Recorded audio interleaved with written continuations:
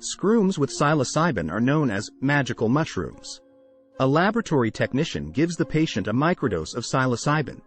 Many people are ignorant of the main hallucinogenic ingredient found in magic mushrooms, psilocybin.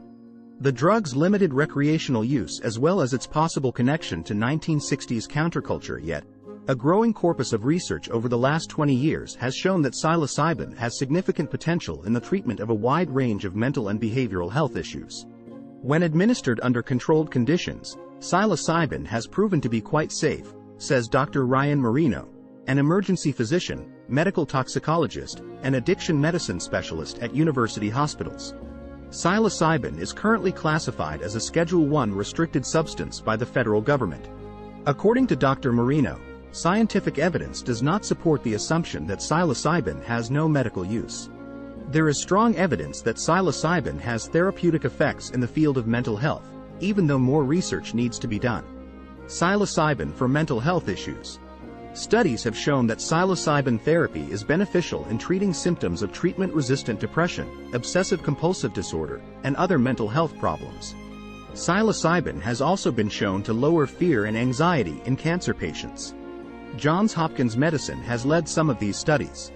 In 2019, it opened the Center for Psychedelic and Consciousness Research, which is the largest psychedelic research center in the world and the first psychedelic research center in the United States.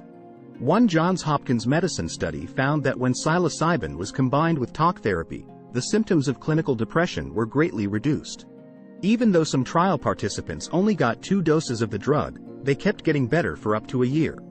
Dr. Marino says that in the past, smaller studies that looked at the effects of psilocybin on depression only looked at the effects of 1, 2, or sometimes 3 doses of psilocybin.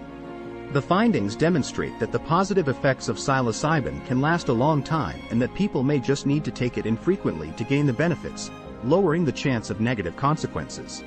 Psilocybin for smoking cessation and anorexia nervosa. Psilocybin has also shown encouraging results in smoking cessation and anorexia nervosa therapy trials. In October 2021, the National Institute of Health awarded Johns Hopkins a grant to examine the potential efficacy of psilocybin as a smoking cessation therapy, the first federal grant authorized in the United States in 50 years for psychedelic medicine research. In May 2022, Compass Pathways, a mental health care organization in the UK, finished an exploratory study of psilocybin therapy for people with anorexia nervosa. The results were promising enough to warrant more research in larger-scale clinical trials. How does psilocybin treat mental and behavioral health disorders?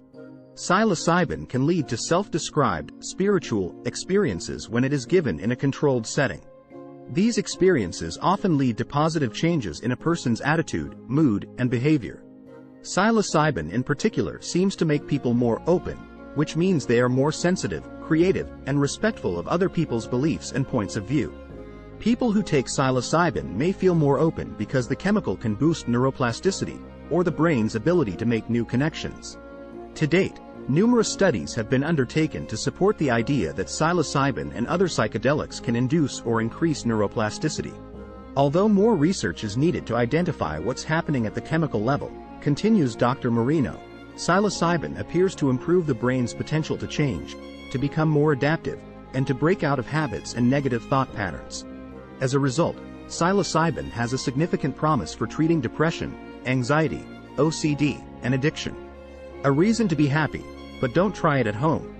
Dr. Marino also believes that microdosing psilocybin, or consuming very small dosages, is an area that should be researched further. Some anecdotal evidence suggests that the practice could be very helpful for people with mental illnesses and for their overall health. Dr. Marino says that if you use psilocybin outside of a controlled setting, it can cause a number of bad and unpleasant side effects. The risks of psilocybin are successfully and safely reduced in the controlled study environment, where participants get coordinated help, monitoring, and follow-up care from qualified therapists and doctors, he says.